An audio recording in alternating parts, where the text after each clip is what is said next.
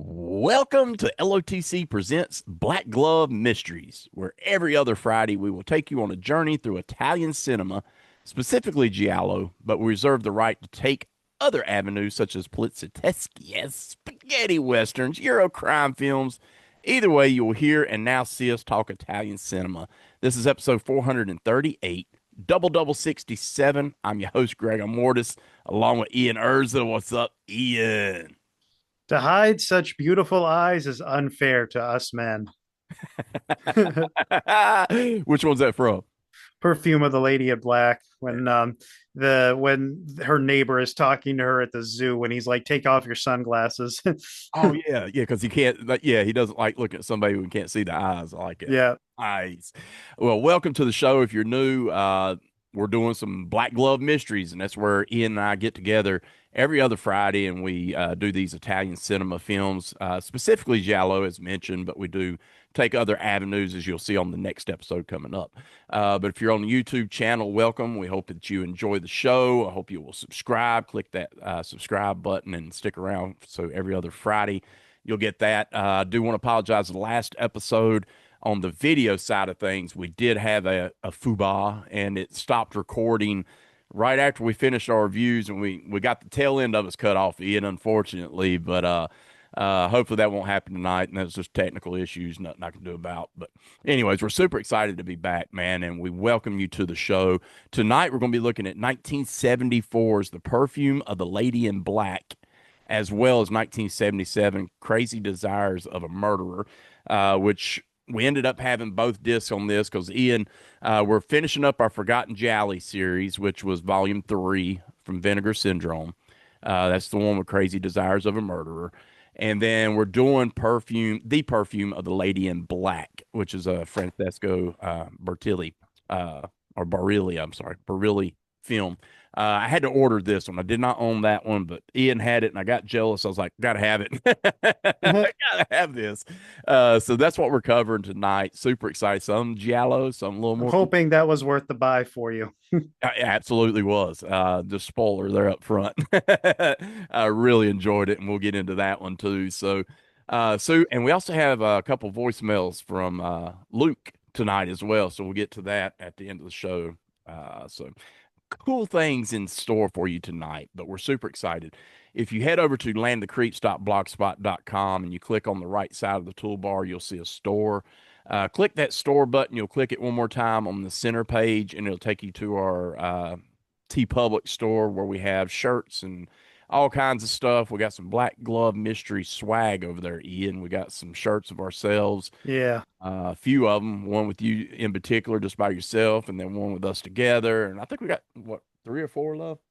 I think we got 3 or 4 Black Glove Mystery shirts over there. We'd love if you'd buy those and wear them out. I know Ian and I would be super proud to walk around and find you somewhere wearing a Black Glove Mystery shirt. That would be awesome. That would be awesome Yeah. for sure. And my wife had bought me this shirt, I don't know, a couple, 3, 4 years ago, man. The Giallo, you can't see it because the microphone here. Nice. I love these little I'm wearing a shirt of the Beyond. So, Yeah, Ian's favorite movie of all time, by the way. yes. And we keep it. I always keep it right by me. We was talking about it earlier. I always keep the Beyond really close to, or the Lucio Fulci series, anyways. And we was just talking about this off air, how that Grindhouse had released that 4K. Well, actually has just come out. It was a pre-order. So everybody's getting them now, and God, I want it so bad. But man, it's $66, 66 cents for the Mac Daddy set, 6 disc, and it has the Ebion book in it, which is super cool, 100-page book. But we were both debating on whether we're going to pull the trigger on it because they already had the Grindhouse release Blu-ray, and it's really great. It's hard to. I'm sure you could still improve on it, but I don't know, Ian. That's a lot of money, buddy. Yeah, I'm with you on that. So we'll see. But we're excited, man. Like I said, we're going to be talking some Jallos tonight and some murder mysteries. We got some Mimsy Farmer on deck tonight, which I love me some Farmer, man. Love her as an actress. And really good performance tonight too, man. So Yep. but I think before we do that, I do want to mention you were just on a guest spot a couple nights ago on YouTube, and we got to watch that live with you. And go ahead and plug that real quick before we get into the show. So yeah, I was on the Subjective Perspective Collective. That's the name of their channel on YouTube for their Eurocrypt podcast. We were covering three different giallo movies. We were covering Murder Obsession, The Night Evelyn Came Out of the Grave, and The Red Queen Kills Seven Times. Basically, all three are gothic giallo. So that was the theme there, and it was a lot of fun. It was a lot of fun being with Darren and Dirk on that show. They do such a great job. They're very, very knowledgeable, and it was a lot of fun to talk about all three of those movies with them. And they kind of like us explore a lot of different movements of Italian genre cinema. They usually stick mostly to giallo and Eurocrime, but they do a great job, and I think that more people should tune into their show. They usually do live shows, so you can always tune into it live or listen to it afterwards. Yeah, that was fun being able to like live chat with you and everything. And Darren and Dirk done a really good job, man. It was fun. I stayed on for, I don't remember how long y'all went. I know it was a couple hours. It felt like a couple hours anyway. Two two hours plus 2 hours and like maybe 15-20 minutes. I know I held on for about an hour and 40. I had to go, and I didn't want to go, but I had things I had to get done. And so unfortunately I had to, bow out. And then I found out it was only like 15 or 20 minutes later. I was like, but anyways, lots of fun, man. Y'all cover some really cool movies, man. The Night Evelyn Came Out of the Grave, man, and The Red Queen Kills Seven Times are just bangers, dude. I love Yeah. movies so much. So hearing you guys, nerd out on those were awesome, man. If you haven't seen those movies, check them out, man. I'm telling you, highly recommend it.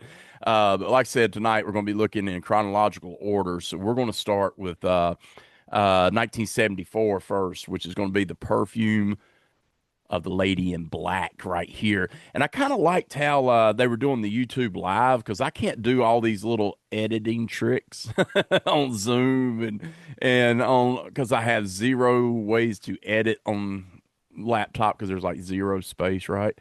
Back when I used to have a desktop, you could. But anyways, I was like, cool, man, you could put little trailers in there. I thought maybe we could start doing something on YouTube live or something, man, doing it live. But then I thought, well, how can I edit and do it on?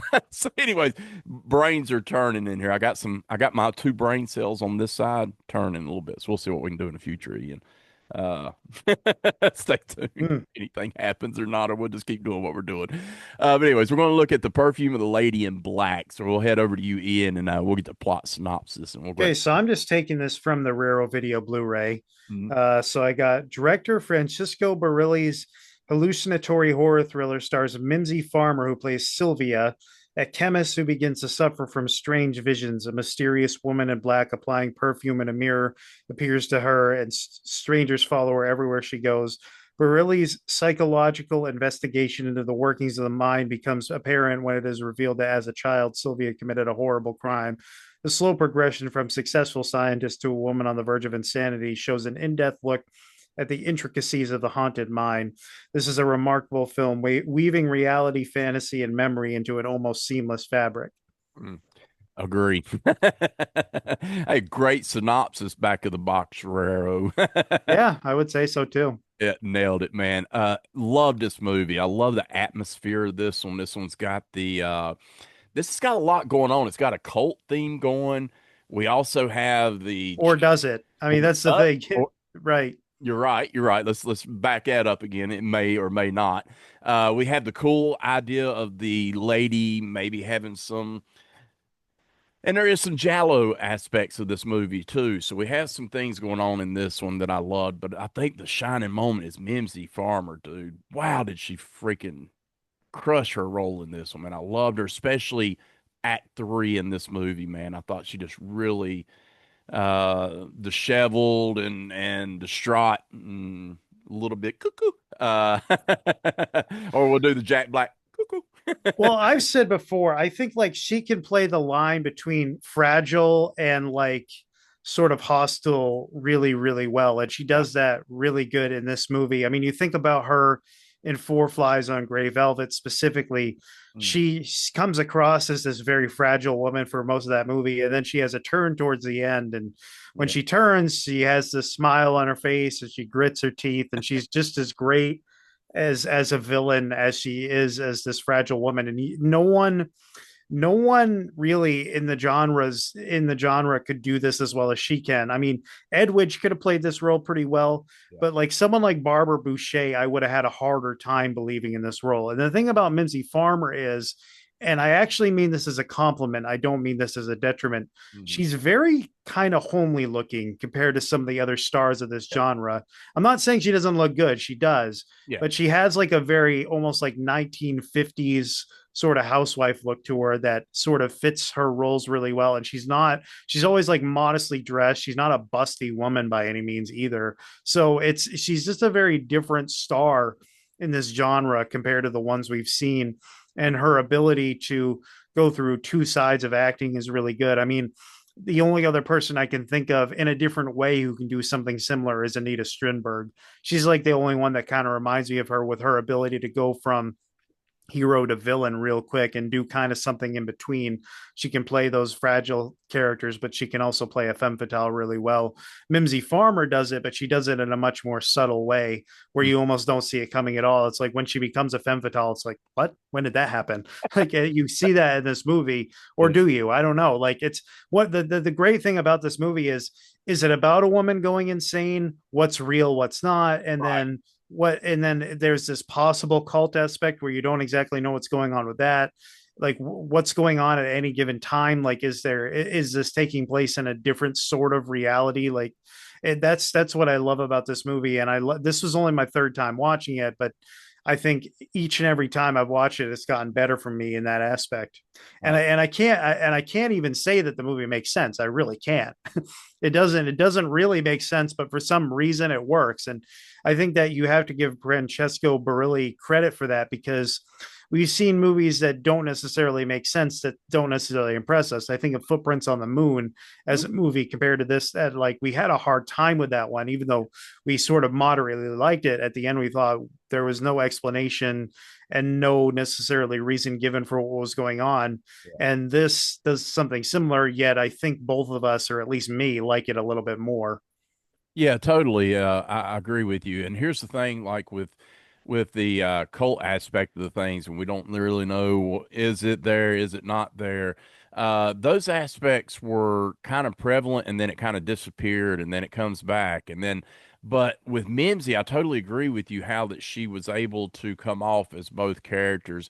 She reminds me. I was telling Pearl as I was watching my wife, I'm like watching a movie and I'm thinking she reminds me of somebody so much. And Mimsy always reminds me of Mia Farrow. I think of Yeah, I Rosemary's can see Baby. that. Yeah, and she just has that.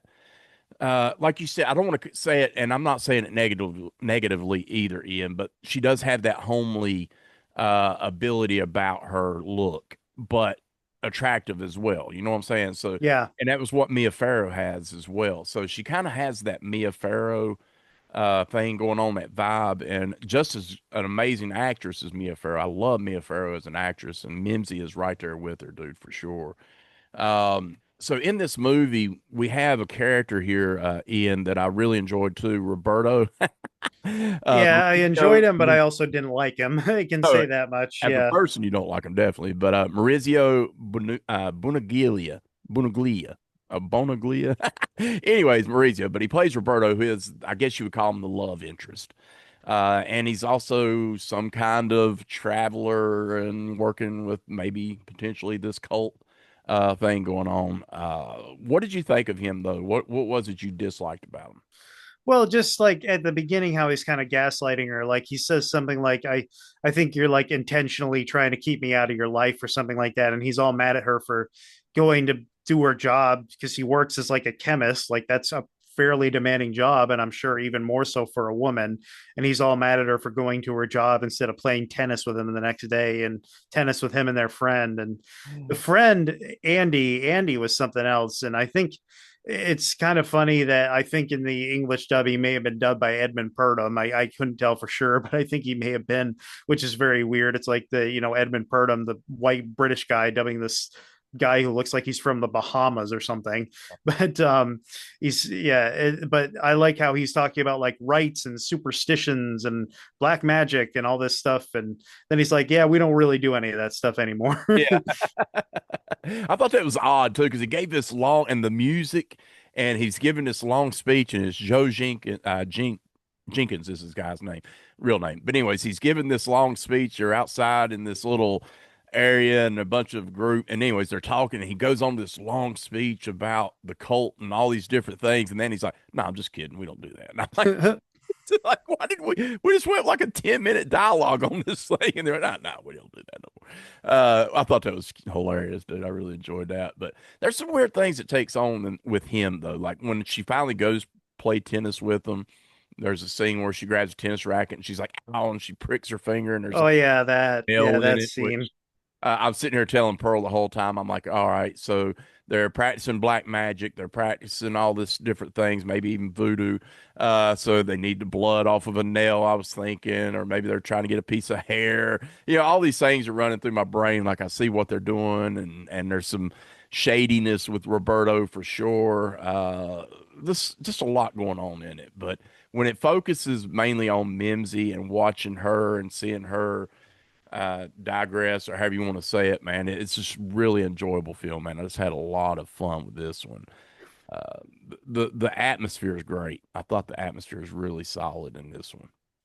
I mean, I think it's incredible. I think it's, the atmosphere of like, because you don't know what's going on from one moment to another. You don't know what's real, but Mm. also the filmmaking. I mean, the color blue in this film, like what they do with the blue color and how they make it look the way they do is pretty amazing. Like even from the early scenes of the kid playing in the fountain, then Mm. you have the whole fountain where Andy and his wife or his girlfriend are, but then you have her room, which is all this blue and this turquoise color, and it's just amazing. You get good shots of like the red color with the dark rooms and everything like that.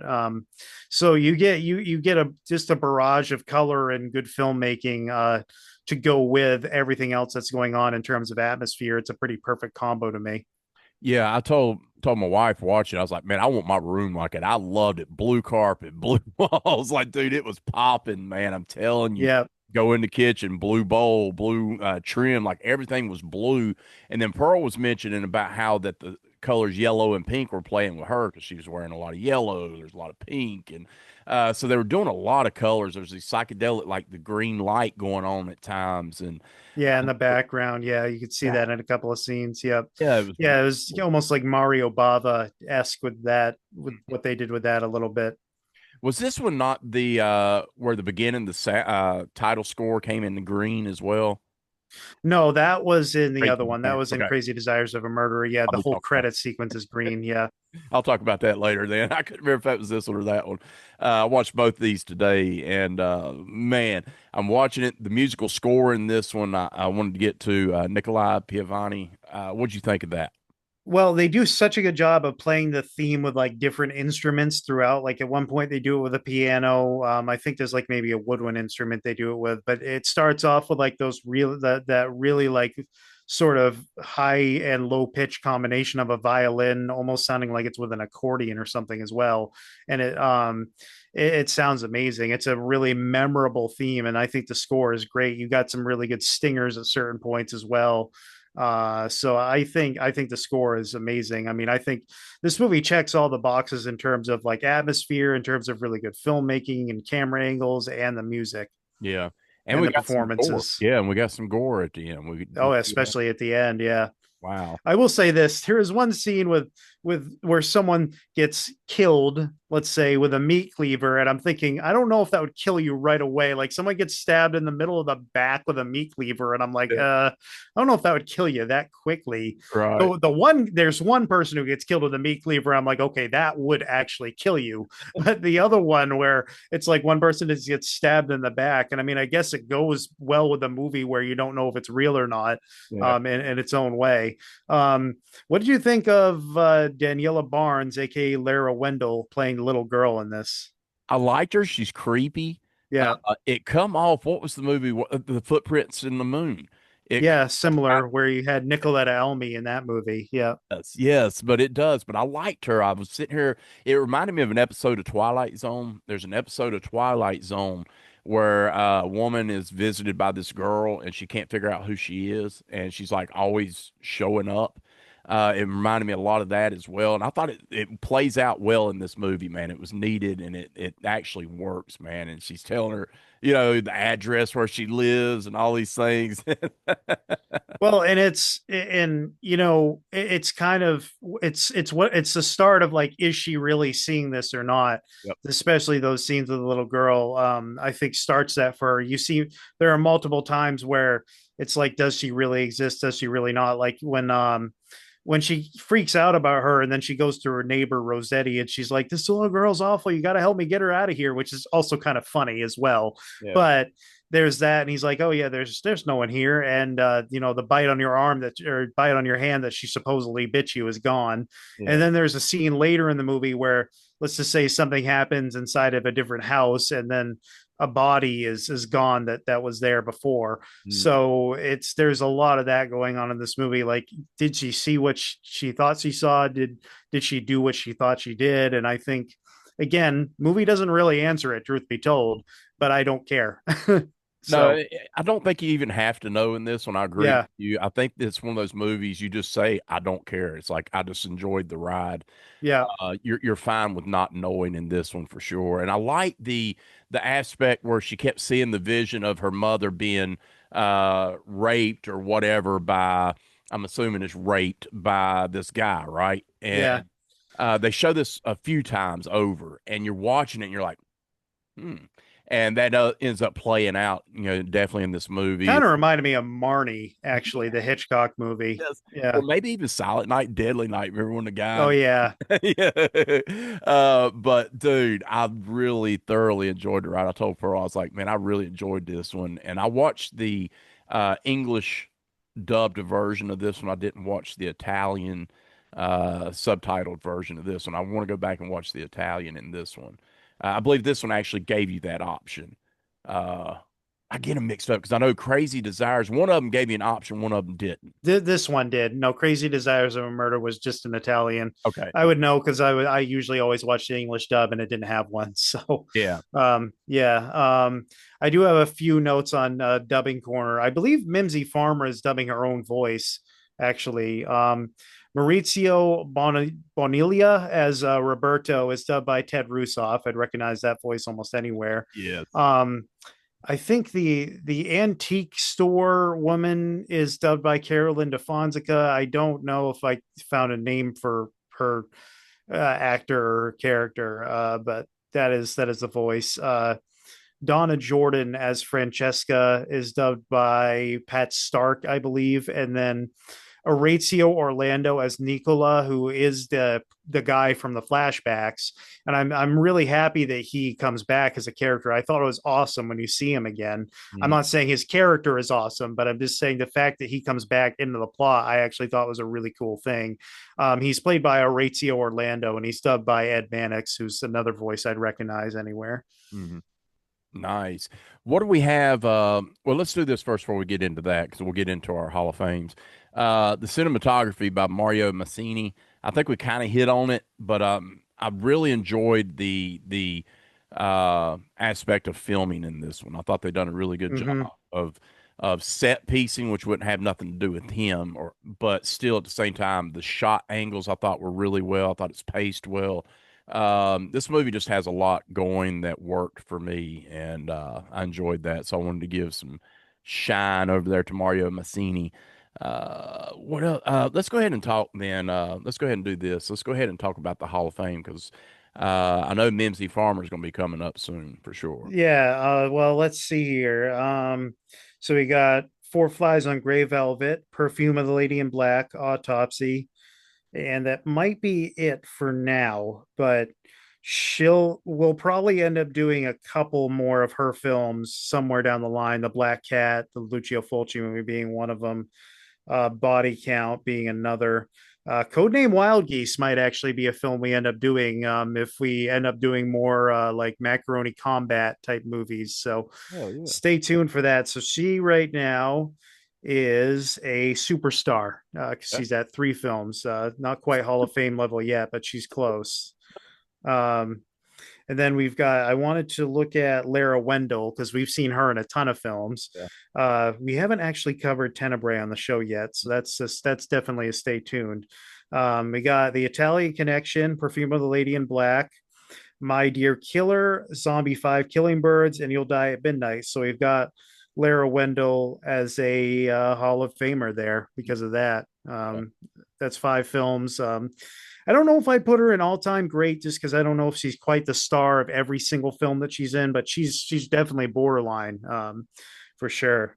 Yeah. What about, did you say Carla Mancini? Did we? Carla Mancini. Oh yeah. So let's look at her for a second. I feel like. We saw her in The Bird with the Crystal Plumage, Mhm.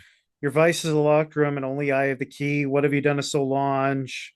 Red Queen Kills 7 Times, Case of the Bloody Iris, Black Belly of the Tarantula, Autopsy, Seven Bloodstained Orchids. Wow. So that's quite a resume there. That's Yeah. that's a Hall of Fame resume. Actor, she has 185 credits. So Oh, she's in a lot of stuff. She's yeah. just kind of usually playing more background characters. She's the assistant in this one, right? Her laboratory assistant. Yep. Okay. Yeah, she's Elizabeth, the laboratory assistant. That's Yeah. right. But hey, we'll give her status.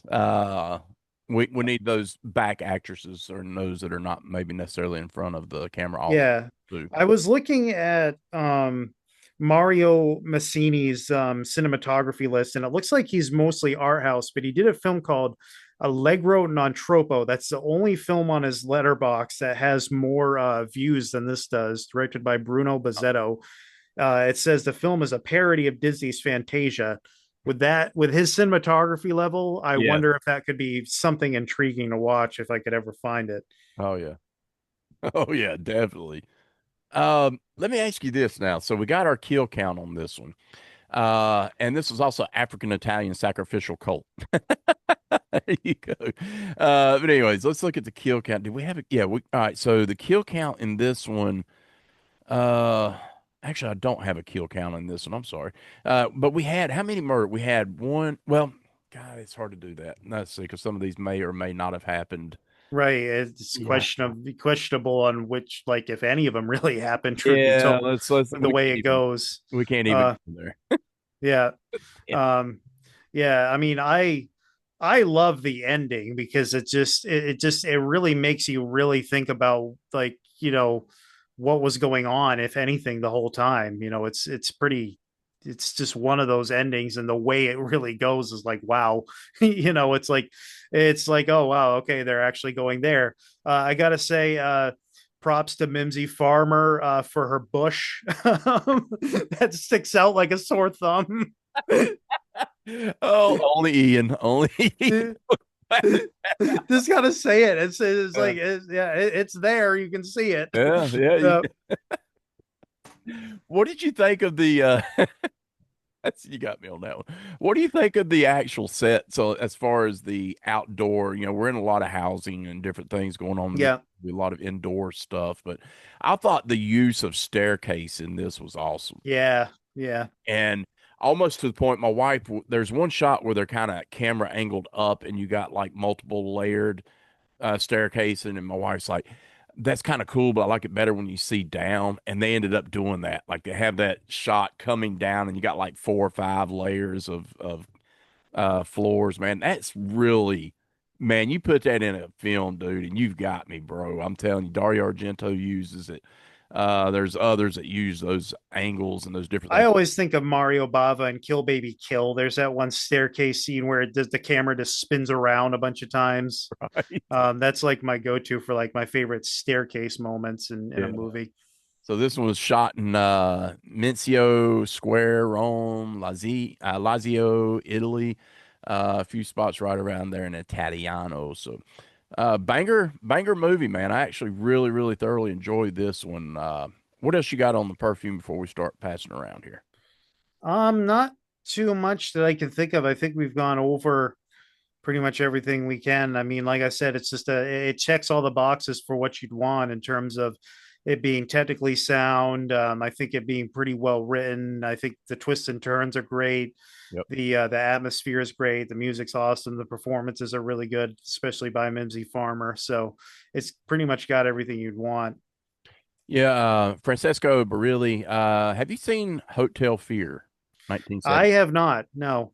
I want to see this movie. So do I. Yeah. Mother and her daughter run a hotel during the late stages of World War II. The mother suddenly dies, and the daughter finds herself alone with her sleazy guest. I really want to give this a view, man, because I feel like I want to get into this director some. I don't know what all he's done completely that would relate to stuff that we like, but I would definitely be interested in that one for sure. But quite a few titles under his belt, man, for sure. 23. Hmm. We'll see. Hmm. All right, so Francesco Barilli is Perfume of the Lady in Black. And what do you come in for a rating on this one, Ian?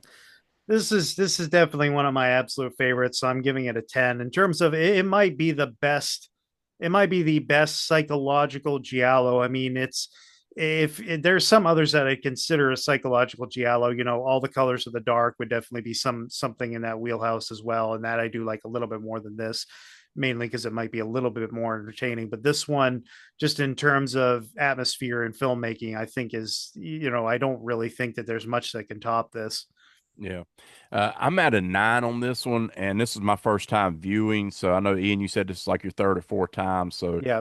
I'm curious how this will go up with future viewings. I'm sure it will for me. I look forward to looking at it again, and I cannot express how excited I was to own this. Did you get a chance to watch the special features on this one, by the way? I did not, mostly Yeah. because I was prepping for that other show for part of the weekend, so I didn't have as much time for bonus features this time. So what I want to talk about real quickly on this one is there's a short film on here. There's about Oh, interesting. there's a 28-minute short film called The Wandering Knight. And I thought, like, what is this? Clicked on it. And I thought maybe this is some kind of little bonus feature of but no, it turned out, and it's done in a style that's kind of a little bit of a puppet looking thing, like a what would you call it, Pearl? Like the Pinocchio type puppet. He's talking, and we see this Grim Reaper walking, and it looks a little bit like the movie. Like there's a long shot where he's walking down this road, and there's trees on both sides. He's got the long cape. He's got the scythe in his hand. But anyways, the whole movie short film is him walking through, and when the Grim Reaper walks by, you die, right? If he's there, he takes you. It's death. Well, in the short film, he's basically lost his scythe and he's quit, so people are not dying no more. So everybody's living, and it becomes one of those things. And finally, the guy that's narrating, which is the puppet, tells them like, nobody loves you. You are what you are. Your death. Nobody loves you. They fear you. And without life, there is no death. And it becomes then he's like, find your scythe, and so he has to go around and find it, and then he starts everything equals back out. It's a really cool 28-minute short. I recommend checking that out. But you got to get it on here. You got to get on here. Get it. That was a cool little bonus feature I found on there. So, and I did not. There's an interview on there too. I didn't get a chance to watch, but anyways, so check it out. You got it on there, Ian. Now you know to watch it. Yeah. So let's go to our last feature review tonight. We're going to go to 1977. It's Crazy Desires of a Murderer, and we'll head over to you, Ian. What you got on the plot? Okay. So I'm just taking this one from the back of the Blu-ray, the back of the Forgotten Gialli Blu-ray. What's that? I was showing the book. Oh, is it in there? I didn't know it was in there. Yeah, Okay. I got to give Troy Howarth, man. We love you, Troy. We love you, Okay. buddy. Yeah, Yeah. I actually didn't know it was in there. Okay. I guess I did not do my homework on that one. My mistake. that's all right. These synopses on the back are really good though, I will They are. say. Yeah. Yeah. Um so okay, the Countess Ileana has just returned to her family's grand old castle where a paralyzed father, an apparent clairvoyant, and strange younger brother with an unhealthy interest in taxidermy reside. Yeah, I guess you got that part of it right. Yeah. Almost immediately after arriving, one of Ileana's friends who's visiting the castle is shockingly murdered and has her eyes plucked out of their sockets. While suspicion falls on Ileana's brother, a curious police inspector, played by Sicilian character actor Corrado Gaipa of The Godfather and My Dear Killer, begins to investigate, believing there to be more to the killing than meets the eye. However, his sleuthing proves no match for this maniac as the body count steadily rises. Dum That's it. dum dum. That's actually good, though. Yeah. A delirious mix of gothic horror, sex drama, murder mystery, plus a whole lot of extracted eyeballs Filippo Walter Roddy's Crazy Desires of a Murderer, though known in Italy as much more lurid, The Morbid Vices of a Housekeeper, Yeah. remains one of the more forgotten treats of late 70s giallo cinema. Never released theatrically in the English speaking world and virtually unavailable on home video, Vinegar Syndrome is delighted to bring this trashy rarity Blu ray newly restored in 4K from its original 35 millimeter negative. I love it. Also, the morbid vices of the governess as well. So this movie right here, man, we got some stuff going on, man. We'll give it that. Does have some. He basically turns into a soft core movie in this movie too, man. Yeah, there's like a lot of sex scenes. I was surprised by how many that there were. I was like, oh, here we go. Like, and it a lot of it happens just that whole first night. It's like an enhanced version of a slasher film where everyone's just sleeping with each other. This film actually kind of reminded me of a slasher film in a way, with the way it went. In its own way, although most of the time you don't get too many investigations in the middle of a slasher film, although occasionally you do. It kind of reminded me of is it Girls Night Out where that happens, where Yep. there's an investigation in the back half of the film? Yep. Yeah, that it kind of reminded me of that in a way. And it kind of tries to combine Eurocrime a little bit with the giallo. I think. I mean, this was originally made in 1972, I think, and then released in 77. So the Eurocrime heyday wasn't quite there yet, but you have well, at least one particular character who's kind of like a gangster drug dealer kind of character. And you have the cop who actually is fairly competent. He actually does a good job trying to figure things out. And like the first time you see him, he comes in and he accuses like the maid and the butler of being together. He keeps telling them over and over again. He's like, I think all of you have something to hide. He's like, well, yeah, all of you have an alibi. And he's like, you're all saying you have an alibi because you were all asleep when this happened or whatever. Yeah. So he's actually very good. And then what he does toward the end, like he does something to disguise himself toward the end. Mm, Won't say exactly what happens, but I thought that was awesome. And then you think that a certain character or two are going to get away with some of the things they've done throughout the whole film, and he points it out. He's like, no, you guys are going to the police station too. So I thought it was really cool. And Gaipa's character decision to have like a cane and yeah. be sort of this feeble but also very competent detective, I thought was really interesting. And I thought he was easily the best part of the movie because, to be honest, for the first 30 minutes, this was very meandering. Like, I had a hard time telling certain people apart. There are two blonde women in this movie that almost look identical. It was Mm, very hard for me to tell them apart. And besides the gangster character, I didn't think anything that was really going on was all that interesting. And I thought it was very random. You don't really have any intro to these characters before they all go on vacation to this one area. So I think that when he comes into the movie, Corrado Gaipa does it, he breathes a lot of fresh air into it and it makes it a lot more interesting. I do think Leandro, the brother, I thought that he was kind of an interesting red herring. mm, I thought some of the practical effects with the taxidermy and some of the practical effects with the plucked eyeballs in this, and just the one kill you get in this movie. mm, Well, not the one kill you get, but the one standout kill I think is really awesome with the practical effects. So yeah. yeah. Yeah, because there's a couple where it's just like a stab in the belly and the person dies instantly. Like yeah, okay. But yeah, there is that one brutal the eye gouge and different things that I thought they done really well. And I have I don't want to call it a phobia, but it is kind of somewhat a phobia. Eye trauma gets me, dude. And maybe that's because of a Fulci zombie. I don't know, but anytime there's something around an eyeball, dude, I freak out. I can't do it. But they did something in this one I thought was really fun, and that was the eyes altogether. Like they are focusing on eyes throughout this whole movie, whether it's looking through keyholes, whether it's looking, shining a light on an eye. It's just focusing a lot on eyes in this movie. It's eyes everywhere. And that's cool. I enjoyed it. I thought they done well with that. I totally agree with you with Corrado Gappi as the inspector. I thought he definitely gave us that because this opening sequence, which I want to talk about the title sequence first. The title sequence, we have this image of a family, right? Is that Yeah. yeah? And then it turns into the green ooze, like the lime green ooze. I love that. I was like, Well, no, the image of the family, I think, is in the other that movie. was in the Perfume. This one Yeah, was in the this one, I think is I think I think it starts with the guy in the wheelchair Yep. possibly getting attacked, and I think it cuts from that to the title sequence, if I'm not mistaken. You got a lot of you get this shot more than once where you only see a person from like the legs down walking around that you see at the very beginning, and I think you see it at another point in the film as well. Yeah, it takes forever. Like that opening intro of the guy walking and you hear the footstep thing and that takes a long time. You see a bloody hand and then we see, like you said, the guy in the wheelchair.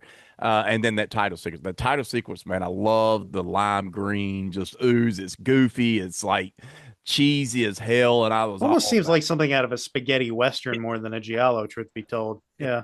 It was just stark because it was green and not red. I was thinking there's going to be some red in this movie because this is yellow, but no, no, no, no. We got lime green. But it worked for me. I was all about that.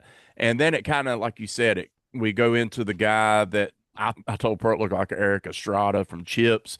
I thought, here we go.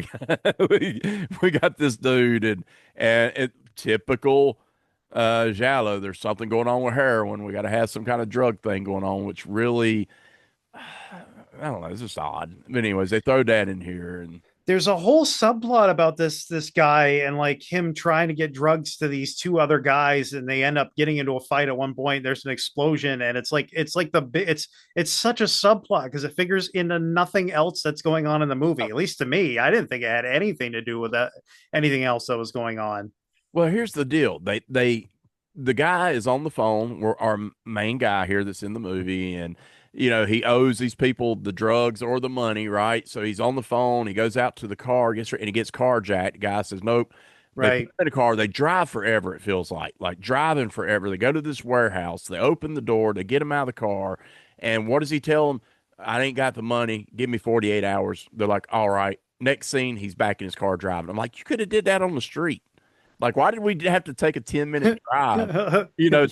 to an abandoned warehouse for you to say, give me 48 hours and okay, and I'm gonna follow you. Like, dude, that was like pointless. I'm like, what are we doing there? Whatever. So that was like yeah, that was a little irritating. But anyways, so then we get into the two, like you said, the two blondes. I absolutely agree. I could not tell them apart from Adam. Like, they both looked identical.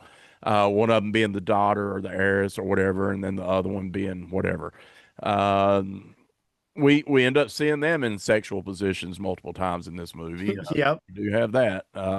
One being drugged and one being just happy to do it. And and then we have the weird scenario with Leonardo, who is the brother that's the hidden brother down in the caves or whatever you want to call it. I love the underground cellar. That Yeah, you get someone running through the tunnel in one scene, and it's like this never-ending tunnel, it seems like. Yes. Here's the thing with that too. This is set up. Two girls go down or two ladies go down. They're going to get some wine. And they go down into the wine cellar. We see it's kind of a large area. There's this creepy hand that opens, and that's where we find out there's somebody there. A girl freaks out. She takes off running. Now, if you're in a place you've never been in, it's down in a cellar that's very wet and dark and whatever. You come down these stairs to go to where you're at. Okay, now if you get startled and you take off running, are you going to take a hall down to the left right beside these stairs that you just came down to where protection is? Or are you going to take the hallway that you have no clue where you're going? And what does she do? Let's take the hallway where I have no clue where I'm going. I was like, you a moron. Take the stairs. Everybody's up there. 20 steps and you're to freedom up here. And no, you're going to go down this long, dark, crepid. Oh my God. I was like, Then dude, we get our like nymphomaniac maid in this movie.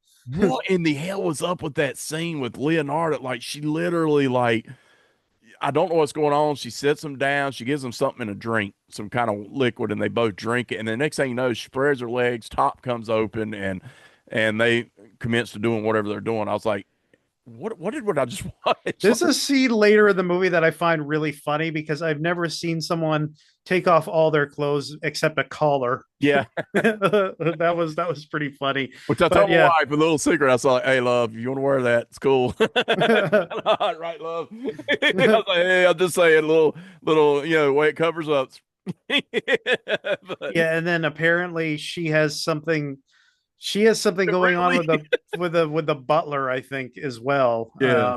Hans.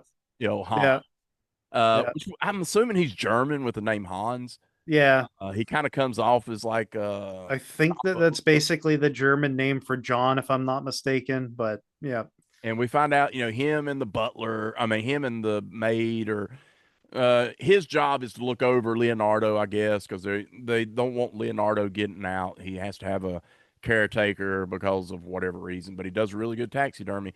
Uh, yeah, he does actually, yeah, to his so credit. he loves his eyes, and then we have the scene. Once again, all this is taking place, and you're like, "What in the world is going on?" There's a lot, this weird stuff going, and then we get Inspector show up, and I like it when Inspector shows up.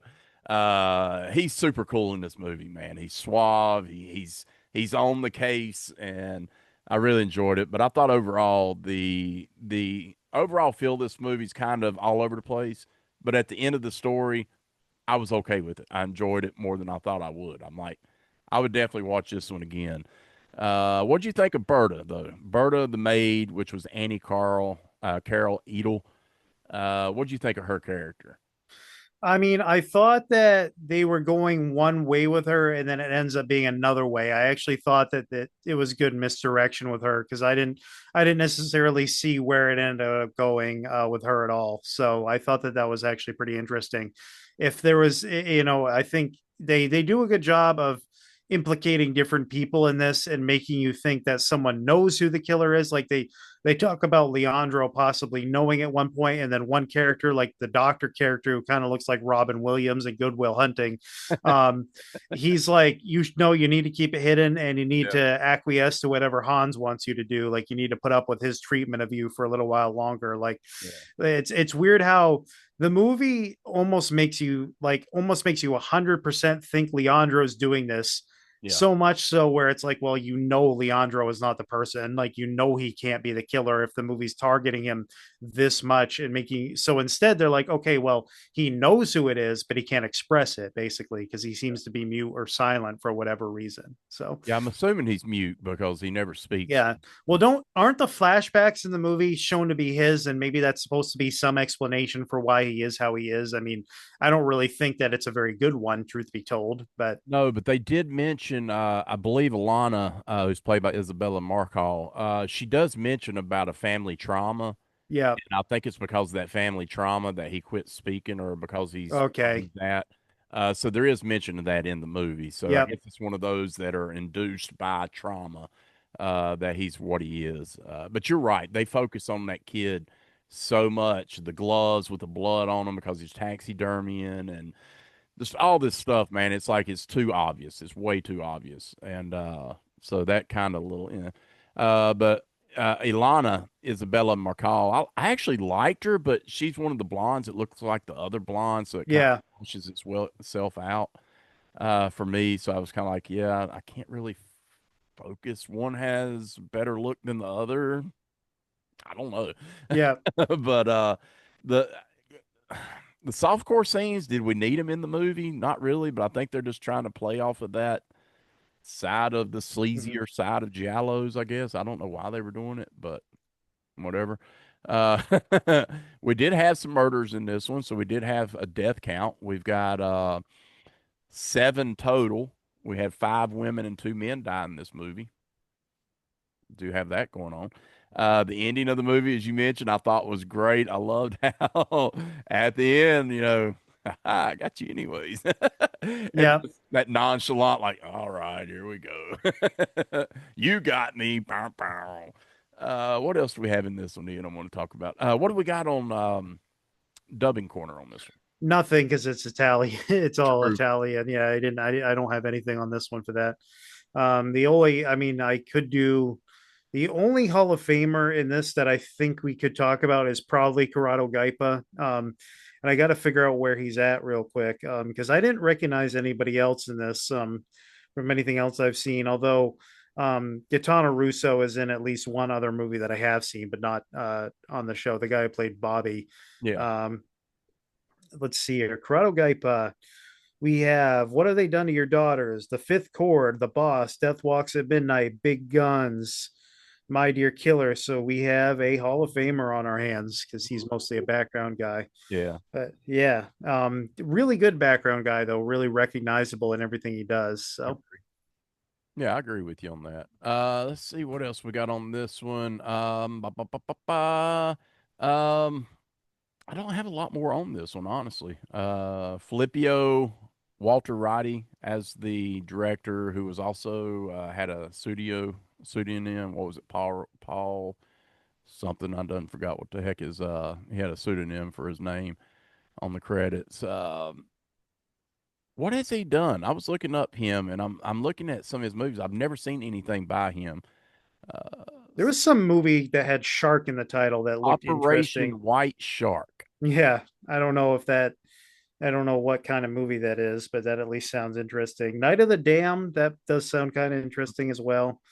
And it's funny Um, because he uses these pseudonyms. He uses Stanley Lewis, I guess because of the English side of things, coming over as an Italian director trying to you got to change your name sometimes, I guess. interesting, like on Letterbox, the second highest viewed movie is Night of the Damned, and only three of my friends have seen it. So he doesn't exactly have movies that a lot of people have seen besides this one. This was by far the most, and yet Mhm. this is sort of a let's say a B-side giallo, to put it nicely. Yeah. Yeah, I am looking forward to watching this one again though, to see how it goes the second time, because sometimes, and maybe people can tell, I have a hard time sometimes absorbing things on only one viewing, and especially if I have to watch an Italian version of it where I'm having to read it. So I actually am looking forward to watching this again and seeing how it flows the second time. Yeah. I kind of wish there was a commentary for it on the Blu-ray. Um, this set has been pretty missed with the commentaries. I don't think we've had one for any of them. No. So I kind of wish that we had some. I think for the first couple of volumes, we had a few more. At least with the first volume, I think we had some more commentaries. So Yeah, Peter Rush too, by the way. That was the name he was using. It seemed like he used that with a few. The Night of the Damned, he used Peter Rush as well, and Erica. that's actually a pretty cool pseudonym. Yeah. Honestly, it's Yeah. better than Anthony Daisies for Antonio Margheriti. Yeah. What about Mondo Erotico? That was the movie he did right before this one. That sounds Sounds interesting. a look. It's here's the it's a documentary. Okay. Oh, A okay. look, a sex around the world, it says on IMDb. Okay, there you go. So he directed a yeah, okay. Anyways. So not much more to add to this one. This is a first time viewing for me as well, Ian. And I'm with you. I think we need to get, and I don't know why, maybe there just wasn't the availability on this set, but you're right. It was definitely lacking on the commentaries, which we did have on some of the other ones. So, but I mean, overall, what do you think of this set? We had Murder Mansion, Autopsy, we covered last episode, now Crazy Desires of a Murderer. Well, all three of them are very different films. Murder Mansion definitely had the gothic side. This one is much more modern and much more, let's say, urban. I would say a little bit more. And then Autopsy was a really good sort of psychological movie that turns into a really good giallo at the end with a really good cast. I thought Autopsy was the best of the three. That made it worth. I think that's the movie that made it worth it, for sure. Was that one, and it was definitely worth the upgrade from the Blue Underground Blu-ray, because it's a really Blue Underground DVD, because it's a really good looking movie as Yeah, well. yeah, no doubt. So let's see here, and we do have coming up though. We do have some voicemails to get to as well. But I think before we do that, let's go ahead and Ian, go ahead and get the rating. What do you rate this one as? 6. Six. I was coming in. I'm actually at a 6.5 on this one, and the reason I'm doing a 6.5 is I still enjoyed for what it was, and I thought there was still enough in there to warrant me to go a little above average for sure. I So might on another viewing. I might, because like I said, I am looking forward to watching this one again, maybe more so than some of the other movies that I've given, sixes in the past, just because I think it'll be easier to follow the second time. agreed. All right, so what we're going to do, listeners, once again, that is Crazy Desires of a Murderer, 6.5 and a 6 there. Let's go to these two voicemails we have from Luke, Ian. I think it's going to be really fun. So here we go.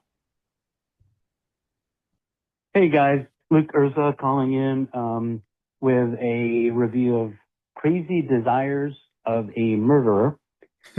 I liked the movie. One of the first things I noticed was it seems as though the director has a fixation with eyes in this movie. Kind of reminded me of that Eyeball movie that you guys featured, a month or a month and a half ago. So it reminded me of that a little bit. I was curious if the directors were the same, and they are not. But again, I'm not too sure what the eye fixation is. And then they also did a good job, I thought, with Leandro, trying to make you guess, a little bit about what that guy is all about. And in the end, obviously it was, well, I don't want to give anything away, but they did a pretty good job, kind of making you wonder, about him, because he's a little bit strange and things. They also did a, pretty good job with Hans and Berta, making it appear as though they don't like each other when in fact, obviously they're kind of in cahoots with each other. The inspector, I thought was a little bit bumbling, or he appeared to be, but in the end he was not, clearly, because he found, the drugs and things. And so I kind of wondered, about that, but good job. And that actor seems to me, he might have been the same person, actor, the lawyer in Il Boss, maybe. He seemed familiar. Yep. Yeah, he was. If not, he's pretty close to that kind of thing, that character. But overall, I thought, good movie. And I enjoyed it. So I enjoy, your guys' review of it, and I'll call back with a review of Perfume of The Lady in Black. Thanks. Nice. Man, spot on with the inspector. Yeah, it was The Boss, which we just reviewed. What was that, a couple episodes ago? Yeah. I love it. I'm glad we did those, man. I'm really glad that we really dove in. I ended up, getting into those movies, buying them and everything, man. I was freaking, I love having them on the shelf now, too. Let's see what he has on the lady. Let's see, the Lady in the Black Perfume. Here we go. Hey guys, Luke Irza with some observations about Perfume of the Lady in Black. Well, my first comment is it was a pretty strange movie to me. Boy, oh boy, this thing had a bunch of twists and turns, and I didn't see the end coming. I felt, a few people may have been trying to drive the main character, Sylvia, crazy. I didn't realize it was a communal effort. Seems like everybody in the village or the town was in on it. And obviously at the end, we discover why, I guess. I won't. Oh, sorry. There we go. Again, give anything away if I'm not supposed to reveal the ending. But boy, oh boy, they all seemed into it. And it was, what I found odd was, I guess some of the killings that were occurring were possibly in her mind, and didn't actually happen. I hope that's the case, because I may have missed something, but some of the people that are killed are not dead at the end. So maybe part of it was Sylvie's imagination and or craziness. And it was a good movie. I kind of struggled with it because I didn't know what was happening some of the times, and I wasn't sure what was real or wasn't, which I guess is a little testament to the story and the director. But boy, it had me kind of going down, kind of funny, right? Alice in Wonderland. It had me going down a bunch of rabbit holes or something, because I was like, what the heck is going on? So overall, though, I mean, it was entertaining. It held my interest right to the end, because I was like, what the heck's going on? I couldn't figure it out, other than Sylvia was getting a little crazy as the movie went on. I just didn't know how involved all the characters were in making sure that she was crazy. So anyway, good movie. Thanks for the recommendation. Have a great show, guys, and we'll talk soon. Bye. Nice. He brought up the Alice in Wonderland, and we totally Yeah, missed that.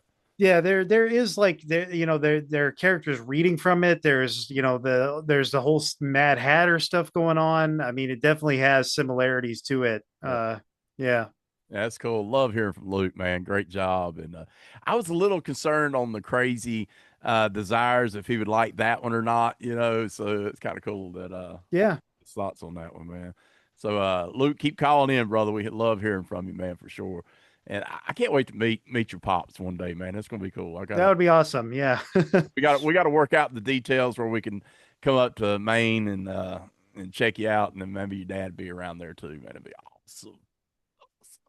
All right, so let the listeners know, man, as we start wrapping this up, what is the next episode of Black Glove going to be about? Well, this is one of them. So this is Hercules in the Haunted World, the Mario Bava movie. So we're going to be tackling a new subgenre for the show, which is the peplum movies, the sword and sandal movies of Italy that were very popular in the late 50s, early 60s, sort of the first Filoni, if you will, of the popular Italian genre cinema, where they took a genre and made it their own.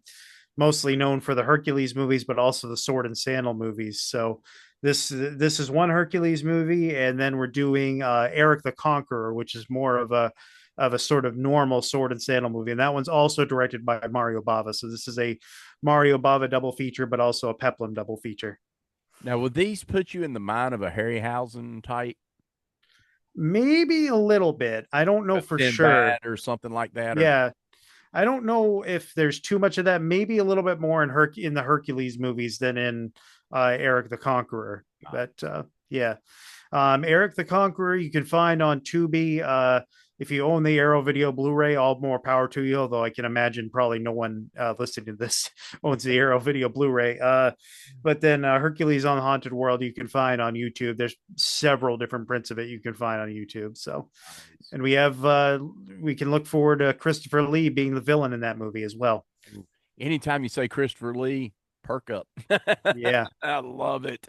Oh, cool, man. So pretty much this is the show, Ian. We looked at our two movies here once again. We finished up our volume 3, Vinegar Syndrome, the Forgotten Giallo series. So we finished that one up. Recommend it, man. It's good. I just wish they would have had, like you said, some commentaries and whatnot. But don't forget on the one we just done, Crazy Desires of Murder. That one, check it out. I'm just gonna say. And then we looked at that Perfume of the Lady in Black. So definitely here, remember you got a short film in this one as well. So if you own this set, definitely check them out. Look forward to putting them on the shelf now. And don't forget about our next two movies. So go back and watch the episode that Ian was just on YouTube, Subjective Perspective Collective is the YouTube channel, correct, Ian? Yes. Check them out. A lot of live videos they've done over there in the past, some giallos and different things. So if you like this channel, you're definitely going to go over there and check them out and see what they got in Italian cinema. I think our vibe is kind of in the same vein as far as movie loving. We kind of like some of the same movies, so I like that. Darren and Dirk over there. So appreciate them inviting you on, and that was a fun watch. So watch that one. The episode just dropped a couple days ago, so watch it. Look up for Ian Irza and watch that whole video. It's fun, good stuff. So that said, what else you got going on, Ian? You can find me on Twitter, Instagram, and Blue Sky at Urzanomics. You can find me on Letterboxd if you just type in my name. Same thing with Facebook. So there's all my socials right there. Nice. Do that. Definitely follow them over there. And then for us, Facebook, Instagram, all these spots that you can find us. Just look up GregaMortis and you'll find us. Landofthecreeps.blogspot.com is the website, which is just a blog spot. All we do over there is just post the actual episodes, but we do have our store over there. So if you go to the store, then you can click on there and you can get some swag, man. We'd love for you to get some swag. Other than that, anywhere where you listen to your audio podcast, we're there and would love for you to head over to Apple or whatever. Give us a 5-star rating, if you will. It helps us when you do the ratings on that thing, and we would love and appreciate that as well. So, as you're watching on YouTube, this is going to be the end of the show.